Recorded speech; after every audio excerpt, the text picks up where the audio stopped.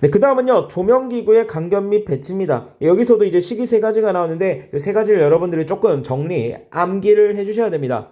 그래서 요식 들어가기 전에 간단하게 개념 잡고 갈게요. 자, 여기 그림 귀엽게 그려놨죠? 여러분들 방이라고 생각합니다. 그래서 천장에 조명이 달려있고, 지금 바닥에 뭐가 있습니까? 책상이 있다 생각합니다. 그럼 여러분들이 책상에서 일반적으로 작업을 하죠. 그래서 얘를 작업면이다라고 부르도록 할게요. 그럼 일단 바닥에서 천장까지의 높이를 제가 4.85m다라고 주겠습니다. 자, 그랬을 때 이 작업면의 높이를 0.85m다라고 할게요. 얘가 0.85m다. 자, 그렇다면 광원에서 작업면까지의 높이는 얼마가 되겠습니까? 당연히 4.85에서 0.85를 뺀 4m가 된다라는 것을 알 수가 있죠. 이 개념 가지고 1번부터 가보겠습니다. 자, 1번에서 물어보는 것은요, 등기구 간 최대 간격입니다. 그러니까 등기구를 여러 개를 사용할 거 아닙니까? 그래서 그림에는 한 개를 표현했는데, 자, 이런 식으로 여러 개를 사용할 거예요. 그래서 얘네들 간격에 대한 규정입니다. 자, 얘네들 간격을 S로 표현을 하는데, 이 S는 1.5H 이하다라는 겁니다. 자, 그런데 여기서 H가 뭐냐면은 얘를 얘기하는 거예요. 4m. 그러니까 여기 H는 여기 보시면 아시겠지만 작업면에서부터 강원의 높이를 H라고 정의를 합니다. 여기에다가 4를 집어넣으면 어떻게 됩니까? 6이 되는 거죠. 그 말은 등기 구간 간격은 6m 이하여야 된다라는 것이죠. 그리고 등기 구간 최대 간격은 몇 미터? 6m가 된다라는 겁니다. 즉 등기 구간 간격은 6m 이하가 되어야 된다라는 규정이고, 자, 그 다음은 이제 광원과 벽면의 거리입니다. 여기 광원이 있고 벽이 있죠. 이 광원과 벽면의 거리입니다. 자, 일단 첫 번째 벽면을 사용하지 않을 때, 이 말은 뭐냐면 벽면에 조명기구를 사용하지 않는 경우입니다. 그러니까 우리가 일반적으로 벽에다가 조명기구를 사용하지 않죠. 그래서 대부분은 요 규정을 적용해 주시면 되겠습니다. 자, 그럼 이 경우라면 어떻게 되겠습니까? H가 4m가 되는 거니까, 자, H 대신 4 넣으면 2가 되는 거죠. 그래서 2 이하가 된다라는 겁니다. 그래서 요 간격이 2m 이하가 된다라는 것이고, 만약에 벽면을 사용한다. 그 말은 뭐냐면 이 벽면에 이제 조명기구를 사용한다라는 것이죠. 그 경우에는 3분의 H가 됩니다. 그래서 H에 뭐 넣으면 됩니까? 4를 넣게 되면은, 자, 이 경우는 3분의 4m 이하다라고 여러분들이 생각을 해주시면 되겠습니다. 여기서 S0다라고 하는 건 뭐예요? 광원과 벽면과의 거리가 되는 겁니다. 이 세 가지씩 정도는 여러분들이 좀 정리를 해주세요. 자, 그 다음은 실질수입니다. 이 실질수 너무너무 중요하죠. 시험 문제 단골로 출제되는 애다 생각하시면 되고, 이 실질수는 뭐 읽어보면 아시겠지만 방의 크기와 형태를 특징지는 척도로서 이 실질수가 증가함에 따라 조명률도 증가한다. 넓고 천장이 낮은 방은 빛을 흡수하는 벽의 면적이 적기 때문에 좁고 천장이 높은 방에 비하면 빛의 이용률이 높다. 뭐 이렇게 나와 있는데, 그러니까 여러분들 간단하게 이 실질수가 크다라는 것은요, 빛의 이용률이 높다라고 생각을 해주시면 되겠습니다. 자, 그럼 실질수 공식이 어떻게 되냐? 이 실질수는 벽면적분의 천장 면적 더하기 바닥 면적으로 구하게 됩니다. 자, 제가 방을 좀 3D로 한번 표현을 해봤습니다.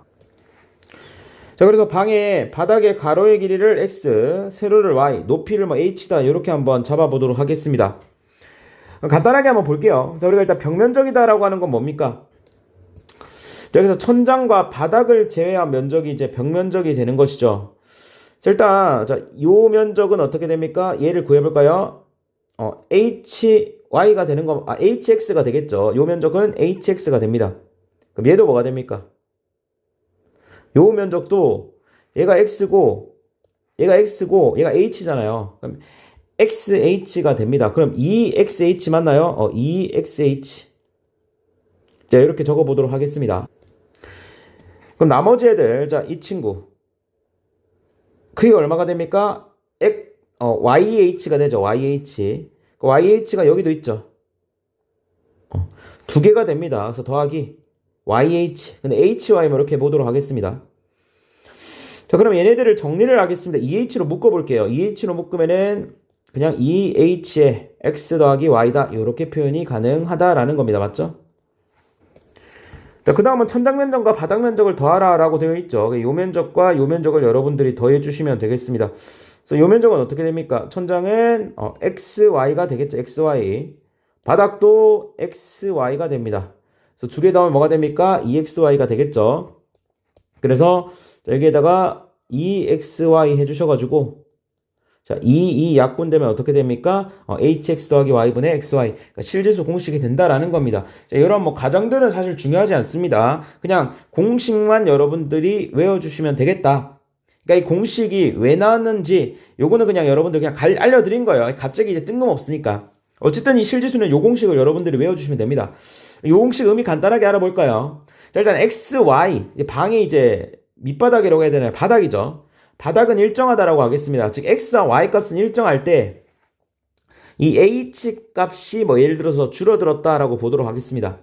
근데 이 h가 제가 이 방의 높이다라고 설명을 해드렸는데 사실 이 h의 의미는 얘입니다. 작업면에서부터 어디까지? 광원까지의 높이가 되는 겁니다. 이것도 여러분들 절대로 실수하시면 안 돼요. 그러니까 우리가 실지수 h를 넣을 때 그냥 천장, 바닥에서 천장 높이가 아니라 작업면에서부터 강원까지의 높이를 넣어주셔야 된다라는 겁니다. 그러니까 시험 문제 바닥에서 천장 4.85m, 작업면 0.85 이렇게 나오면은 요거 뺀 값 4m를 넣어주셔야 된다라는 거. 자, 그럼 얘가 작다라는 얘기는 뭐냐면은 광원의 높이가 낮다라고 볼 수가 있겠죠. 이렇게 낮게 되면은 광원에서 이제 광속이 나오게 되는데 이 광속들의 대부분이 어디로 가겠습니까? 요 바닥으로 간다라는 겁니다. 이 말은 빛의 이용률이 높다라고 할 수가 있죠. 우리가 일반적으로 작업은 바닥에서 하지 않습니까? 그러니까 바닥으로 빛이 많이 가니까 빛의 이용률이 높다라고 표현을 하게 되는 겁니다. 그럼 반대로 이 H값이 커지게 되면 어떻게 되는 것일까요? 자, 우리가 H값이 커진다라고 한다는 것은 이 광원이 높이 시설되어 있다는 얘기고 그 말은 광원에서 이제 광속이 나오더라 하더라도 실제 바닥으로 가는 광속의 양은 아까보다는 적어진다라는 거죠. 왜냐면 이제 벽으로도 갈 수도 있고 다른 곳으로 갈 수 있는 확률이 더 높아지기 때문입니다. 자, H가 높다라는 것은 결론적으로 실지수가 작다라는 얘기고 이 실지수는 빛의 이용률이라고 하지 않았습니까? 빛의 이용률이 떨어진다. 이렇게 생각하시면 되겠죠. 그래서 기본적으로 실지수가 크면은 빛을 잘 사용하고 있구나. 실지수가 작으면은 빛을 잘 사용하지 못하는구나. 자, 이런 식으로만 여러분들이 생각을 해주시면 어렵지 않게 실지수를 이해할 수가 있을 겁니다. 자, 그런데 우리가 이제 실지수 같은 경우 이제 계산을 하게 됩니다. 자, 계산을 하면은 뭐 예를 들어 2.4가 나왔어요. 자, 그리고 얘는 단위가 있어요, 없어요? 단위 없습니다, 여러분들. 자, 실기는 무조건 단위를 적어야 된다라고 해가지고 실제 시험장에서 실지수 적으라고 했는데 2.4하고 미터 이러면은 정말 미쳐버립니다. 아시겠죠? 이렇게 하시면 안 되고 왜냐면은 자, 그리고 x 곱하기 y는 미터 곱하기 미터죠. 미터 제곱이잖아. 그럼 h 미터죠. xy도 미터죠. 분모도 미터 제곱이죠. 약분되어서 단위가 없다라는 거 여러분들이 꼭 기억을 합니다. 아시겠죠? 좋습니다. 그래서 실지수 관련해서 논란들이 있죠. 그러니까 예를 들어서 여러분들이 계산을 했는데 2.4가 나왔어. 실지수가. 그럼 2.4로 답해도 되나요? 아니면 이 실지수표에서 선정을 해야 되나요? 그러니까 2.4가 여기에 포함되어 있죠. 그럼 전격이 얼마가 되는 겁니까? 2.5가 되는 거다. 그러니까 2.4로 답을 해야 되냐? 전격값 2.5로 답을 해야 되냐? 이런 질문들을 하십니다. 결론만 말씀드리면은 둘 다 가능하다. 물론 뭐 모범 답안은 계산란에 뭐 2.4 해주시고 정답란에 2.5 하면은 이 친구가 계산값도 알고 전격값도 알구나 할 거 아닙니까? 자, 근데 여러분들이 그냥 계산값으로 해도 큰 문제가 없다라는 겁니다. 그래서 결론만 말씀드리면 이 표가 여러분들 외우기 좀 귀찮아, 시간이 없어, 외우지 마세요. 계산값으로 해도 아마도 큰 문제가 없을 겁니다. 물론 대신에 문제에서 이렇게 나올 수는 있어요. 예를 들어서 표가 주어졌다. 그러면은 뭐 표에서 선정하면 되는 거니까 문제가 없고 또 갑자기 이렇게 나올 수도 있겠죠. 실지수를 전격으로 답하라. 그럼 당연히 전격으로 답해야겠죠. 또는 이 실지수를요, 이 전격값을 왜 구하냐면은 이 실지수 전격을 왜 구하냐면은 조명률을 구하기 위해서요. 여러분들 기출문제 풀다 보면은 실지수 구해서 조명률 구하는 문제 있습니다. 자, 이런 표 보셨죠? 강사님 화질이 안 좋아. 여러분들 화질 안 좋아도 아무런 상관없습니다. 그게 중요한 게 아니라 그러니까 우리가 여기 조명률을 구하기 위해서 지금 뭐 실지수가 나와 있는데 전부 다 뭐예요? 전격값으로 되어 있어요. 그러니까 결론은 얘를 구하기 위해서 실지수 전격값이 필요한 겁니다. 그러니까 문제에서 굳이 조명률을 구하기 위한 실지수를 산정하시오. 뭐 이렇게 나오면 전격값으로 해야겠죠. 근데 여태 이런 식으로 출제된 적이 없었다. 자, 그러므로 뭐 시간이 안 되면 그냥 굳이 외우라고는 안 외워도 됩니다. 그래요. 시원하게. 근데 또 이거 외우는 게 또 어렵지가 않아요. 그래서 제가 여기 카드를 걸어 드릴게요. 이게 외우는 게 너무 쉽기 때문에 이 카드 보시고 그냥 요 정도는 너무 쉽기 때문에 제가 그냥 외우라고 말씀드리겠습니다. 혹시 모르니까. 그래서 요 정도만 외우고 넘어가시면 될 것 같아요. 이번 시간에는요, FUN은 AD 공식에 대해서 한번 자세하게 파헤쳐보는 시간을 가져보도록 하겠습니다. 사실 해당 공식, 실기를 준비하시는 분들이라면은 모를 수가 없죠. 아마 다들 알고 계신 공식일 겁니다. 근데 만약 여러분들께서 해당 공식을 암기하시고 기출문제 푸실 때 단순히 수치를 대입하는 것에서 끝이 나셨다 라고 하신다면은 해당 영상을 끝까지 봐주시면은 감사하겠습니다. 그럼 본격적으로 해당 공식을 샅샅이 파헤쳐 보도록 하겠습니다. 자, 일단 우리가 FUN에서 F가 의미하는 게 뭡니까? 자, 여러분들이 광속이다 이렇게 답하면 안 돼요. 이 F는요, 등기구 한 개의 광속이 됩니다. 그러니까 얘가 왜 등기구 한 개의 광속이냐? 자, 공식 보시면은 N과 F가 어떻게 되어 있습니까? 곱해져 있다라는 겁니다. 자, 여기서 N이 의미하는 건 뭐냐면은 등기구 수예요. 그럼 NF가 의미하는 건 뭐냐면은 전체 광속을 얘기하는 겁니다. 그러니까 N이 등기구 수라면은 F가 뭐가 돼야 됩니까? 등기구 한 개당 광속이 되어야겠죠. 그렇게 해야지만이 NF가 뭐가 되는 겁니까? 전체 광속이 된다. 자, 여러분들이 F의 의미를 정확하게 아셔야 됩니다. 뭐라고요? 등기구 한 개의 광속이다. 자, 그 다음 U 보도록 하겠습니다. 이 U는 뭐냐면은 조명률이에요. 그러니까 우리가 조명, 광원이라고 표현을 하겠습니다. 이 광원에서 100만큼의 광속이 나오고 있습니다. 100 중에서 실제 바닥에 도달하는 것은 70이라고 할게요. 그렇게 되면 조명률은 얼마입니까? 70%가 된다라는 것이죠. 자, 우리가 조명률로도 나올 수도 있고 광속 이용률로도 나올 수가 있습니다. 그럼 강원에서 100만큼 나왔는데 실제 바닥에 도달하는 것은 70이죠. 광속을 얼만큼 이용했습니까? 70% 이용을 했다. 그래서 어쨌든 조명률이든 광속 이용률이든 같은 의미가 되겠고요. 그리고 N은 등기구 수고 E는 조도가 됩니다. 그리고 A도 여러분들이 단순히 면적이다라고 생각을 하시는데 얘가 의미하는 것은요. 등기구가 예를 들어 N개요. 그러면 N개가 비추는 면적입니다. 예를 들어서 등기가 한 개예요. 한 개면은 등기구 한 개가 비추는 것이고 세 개면은 등기구 세 개가 비추는 면적이라는 거. 그러니까 여러분들 이 면적도 단순히 면적이 아니라 이 등기구 N개가 비추는 면적이라고 기억을 하셔야지 혼동이 안 됩니다. D는 뭡니까? 감광 보상률이 되는 것이죠. 그래서 광속이 감소하는 것을 어떻게 하는 겁니까? 보상해 주는 수치다. 그러니까 우리가 광원 같은 것도 오래 쓰게 되면 어떻게 됩니까? 광속이 떨어지겠죠. 그래서 그런 것들을 미리 어떻게 한다? 보상을 해준다. 그래서 우리가 등기구를 만들 때 이러한 것들을 고려를 해줘야겠죠. 그리고 이 감광 보상률의 역수는 뭐가 됩니까? 유지율, 보수율이 된다라는 것도 기억을 해두시고요. 그리고 감광 보상률 또는 유지율, 보수율 같은 경우 문제에서 별다른 조건이 없다면 전부 다 1로 간주한다라는 것도 여러분들이 같이 기억을 하시면 되겠습니다. 이 개념을 가지고 기출문제 딱 두 문제만 한번 풀어보도록 하겠습니다. 면적 216인 사무실의 등기구 한 개당 정관속이 4600루멘, 전류가 0.87A인 40W 곱하기 2연광등을 설치해서 평균저도 500룩스로 하려고 한다.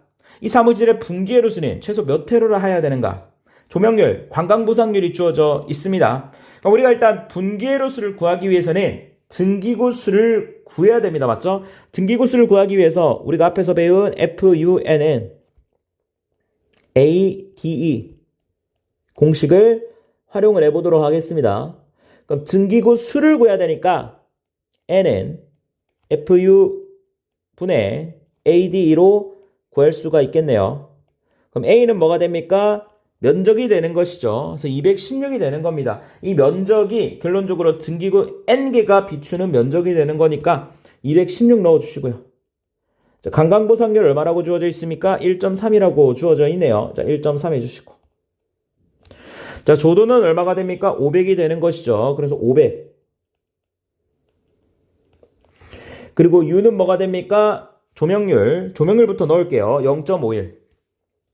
0.51. 강속을 넣어주셔야 되는데, 자, 이때 강속은 지금 우리가 구하려고 하는 게 등기구수입니다. 맞죠? 그럼 F에는 뭐가 들어가야 된다? 등기구 한 개당 광속이 들어가야 된다라는 겁니다. 그러니까 등기구 한 개당 정광속이 4,600루멘이라고 나와 있죠. 그러니까 이거를 여러분들이 4,600을 넣어주시면 끝이 나는 겁니다.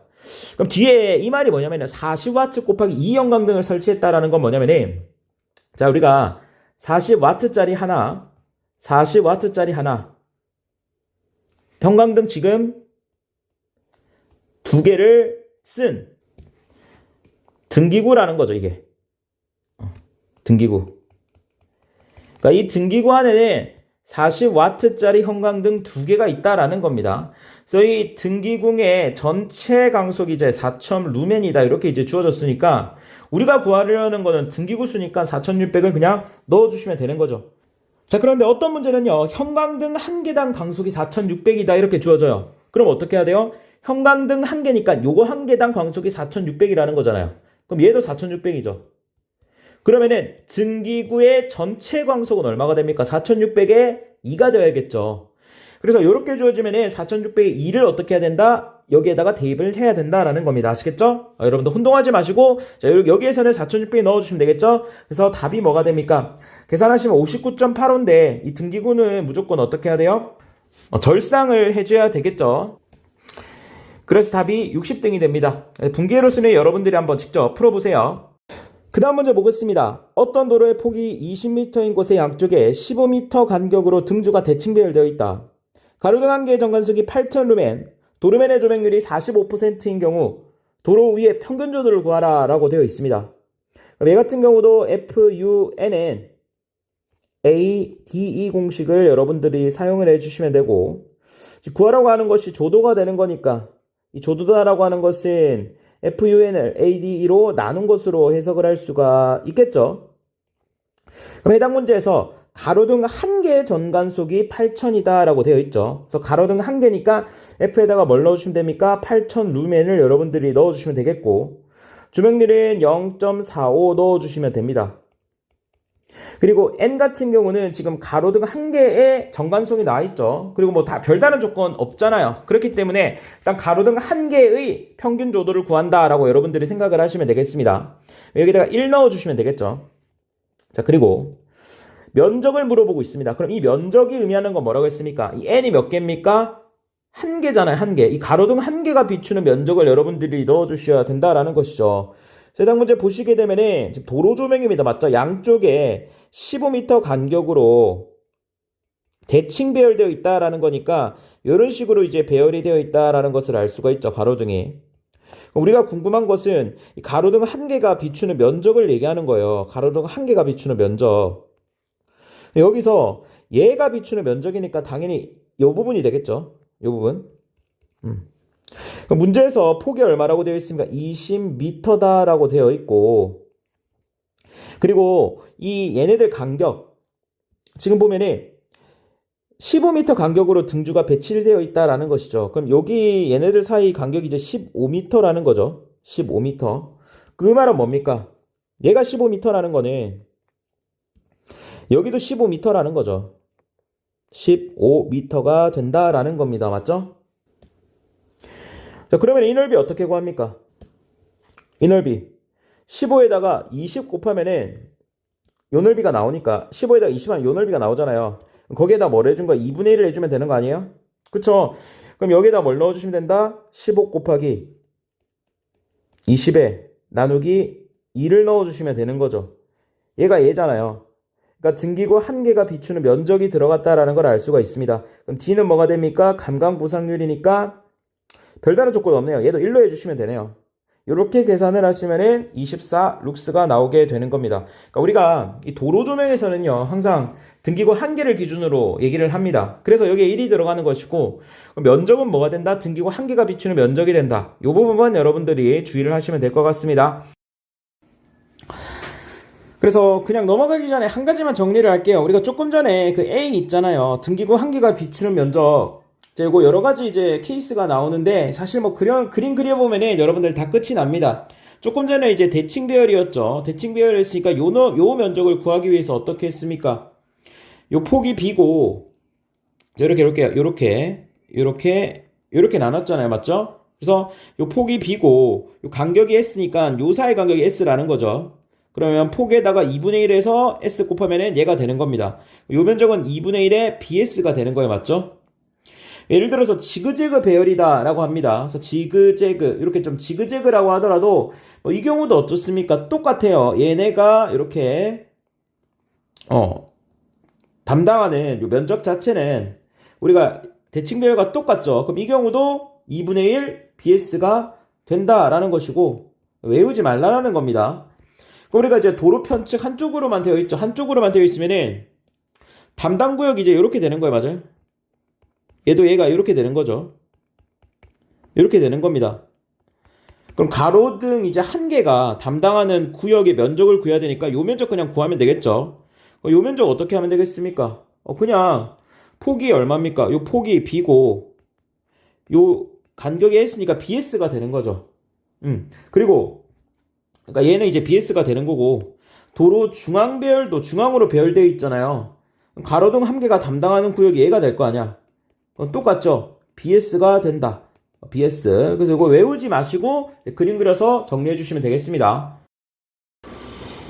네, 그 다음은 조도 계산입니다. 자, 우리가 앞에서 조도 어떻게 구했습니까? 조도이다 라고 하는 거는 자, 어떤 면적에 입사하는 광속의 량이다. 이런 식으로 배웠죠. 어떤 면적에 광속이 입사하게 되면은 면은 밝기를 띨 겁니다. 그래서 그 면의 밝기를 우리가 조도다라고 말씀을 드렸습니다. 근데 우리가 이번 파트에서는 이 조도를요 A분의 F 공식이 아니라 광도와 관련된 공식으로 한번 바꿔보겠다. 그러니까 광도 I다라고 하는 건 뭐라고 했습니까? 입체각분의 광속 F 이런 식으로 나타냈다라는 겁니다. 그러면은 우리가 이 조도를요 I에 관한 식으로 바꿔주도록 할게요. 자, 그럼 일단 구강원이라고 가정을 했을 때 여기 단면적은 뭐가 들어가면 되겠습니까? 9의 단면적인 4파이 R의 제곱을 넣어주시면 되겠죠. 그러면 우리가 여기 이제 I를 집어넣어야 되니까 이 F를 I에 관해서 바꿀 수가 있어요. 자, 이 식을 변형을 해볼게요. F는 오메가 곱하기 I로 나타낼 수가 있다라는 것이죠. 그럼 여기서 오메가다라고 하는 건 구강원이니까 9의 입체각 얼마를 넣어주면 되겠습니까? 4파이를 여러분들이 넣어주시면 되겠죠. 그러면 요대로 여기에다가 대입을 하면 되겠죠. 4파이 R 제곱분의 어떻게 됩니까? 4파이 I가 된다라는 것을 알 수가 있고 우리가 4파이 약분하면은 광도에 관한 조도식이 어떻게 됩니까? R 제곱분의 I가 된다라는 것을 알 수가 있습니다. 그래서 이 파트에서는 조도를 전부 다 R제곱분의 I 공식으로 한번 구해보도록 할게요. 아래 그림을 봅니다. 여기 광원이 있고요. P점에서의 조도의 세기를 구하는 겁니다. 그럼 이 광원에서 이 방향으로 I 광도가 발생을 했고 이 광원에서부터 P점까지 떨어진 거리는 R이 됩니다. 그럼 P점의 조도의 세기는 어떻게 되겠습니까? 당연히 R제곱분의 I가 된다라는 겁니다. 그럼 여기서 R제곱분의 I는 뭐냐면은 잘 보세요. 지금 I의 방향이 어떻습니까? 요 방향이기 때문에 이 P점의 조도의 세기는 지금 들어오는 빛과 맞서야 됩니다. 즉 P점의 조도의 방향은요 요 방향이 되는 거예요. 요 방향. 그래서 얘가 얼마라는 겁니까? 얘가 R제곱분의 I다 라는 거예요. 얘가 R제곱분의 I다. 그래서 얘를 우리가 EN이다 라고 해서 법선조도라고 합니다. 왜 법선조도라고 하냐? 자, P점에서의 이제 밝기, 조도, 면의 밝기인데 이 면이 안 보이죠. 그러니까 여러분들이 보조면을 긋습니다. 보조면을 이렇게 그어볼게요. 그래서 면이 있다면 요 면이라고 생각해 주시면 됩니다. 그래서 이 면의 밝기가 요 방향이 되는 거예요. 맞죠? 보시면 아시겠지만 수직관계라는 걸 알 수가 있습니다. 맞죠? 수직관계다. 이 조도가 수직관계이기 때문에 얘를 뭐라고 한다? 법선조도다 라고 하게 되는 것이죠. 제가 법선조도가 되는 것이고 사실 법선조도는요 이 P점에서의 수평면에서의 조도 그리고 수직면에서의 조도 두 개가 합쳐진 결과가 됩니다. 자, 무슨 말이냐면은 사실 여기서 면이라고 하는 건 여기가 면이 되는 거예요. 맞죠? 이 면의 밝기는 어떻게 되겠습니까? 얘가 면의 밝기가 되는 거죠. 당연히 이 수평 면의 밝기 얘가 뭐가 되는 겁니까? 수평면 조도가 되는 겁니다. 그러니까 말 그대로 이 면의 밝기니까 수평면의 밝기. 그럼 수직면의 밝기는 어떻게 되겠습니까? 만약에 여기 이제 수직면이 되는 거죠. 수직면의 밝기는 당연히 요 방향이 되는 거죠. 요 방향. 이 면의 밝기니까 빛이 이렇게 들어왔으니까 이 면의 밝기는 얘가 될 겁니다. 그럼 얘가 뭐가 되는 겁니까? 수직면의 밝기가 된다. 그러니까 수직면 조도가 된다라는 거죠. 그래서 우리가 이 수직면 조도와 수평면 조도를 합친 게 이제 법선 조도가 된다라는 거예요. 그럼 잘 봅니다. 여러분들이 이제 삼각함수를 좀 잘 하시면 돼요. 그러니까 얘의 조도는 우리가 알았어요. 뭐라고 했습니까? r제곱분의 i라고 했죠. 여기 세타예요. 그럼 우리가 중학교 때 이렇게 하면 억각이다라고 해서 요 각도도 뭐가 되는 겁니까? 세타가 되는 거예요. 맞죠? 요 각도와 요 각도가 같다라는 겁니다. 우리가 수평면 조도부터 해볼게요. 그럼 수평면 조도는 r제곱 i에 뭐를 해주면 됩니까? 코사인 세타를 하면 되겠죠. 그래서 우리가 이 h, 수평면 h가 호리즌이거든요. 수평면 r제곱분의 i의 코사인 세타가 되는 것이고, 수직면은 어떻게 됩니까? 얘가 세타죠. 그러면은 사실 요 길이는 얘랑 똑같은 거잖아요. 맞죠? 요 길이랑 요 길이 똑같은 거니까 요거 어떻게 구합니까? 빗면에다가 사인 세타를 해주면 되겠죠. 빗면이 뭐예요? r제곱분의 i죠. 그럼 r제곱분의 i의 사인 세타면은 요게 나온다라는 겁니다. 결론적으로 우리가 rv다라고 하는 것은 r제곱분의 i의 사인 세타가 된다라는 것을 알 수가 있습니다. 그러니까 우리가 수평면 조도는 r제곱분의 i의 코사인 세타, 수직면 조도는 r제곱분의 i의 사인 세타, 두 개를 벡터적으로 합한 게 얘가 된다라는 거예요. 그러니까 여러분들이 r제곱분의 i 코사인 세타의 전체 제곱, r제곱 i 사인 세타의 전체 제곱 더한 다음에 루트 해주시면 이게 나온다고요. 그렇겠죠. 왜냐면 사인 제곱 더하기 코사인 제곱에 사인 제곱 더하기 코사인 제곱을 하면 1이 되는 거니까. 그래서 요 관계성을 여러분들이 꼭 기억하시고 요 공식만 잘 기억하시면 뭐 틀릴 게 없다라는 겁니다. 자, 특히나 여기서 중요한 것은 무슨 조도가 되겠습니까? 수평면 조도가 되는 겁니다. 우리가 일반적으로 작업면은 수평면이 되겠죠. 이 수평면에서의 밝기가 중요하기 때문에 얘가 가장 많이 물어본다라는 거 여러분들이 한 번 더 강조를 드리도록 하겠습니다. 자, 이번 시간에 여기까지 할게요.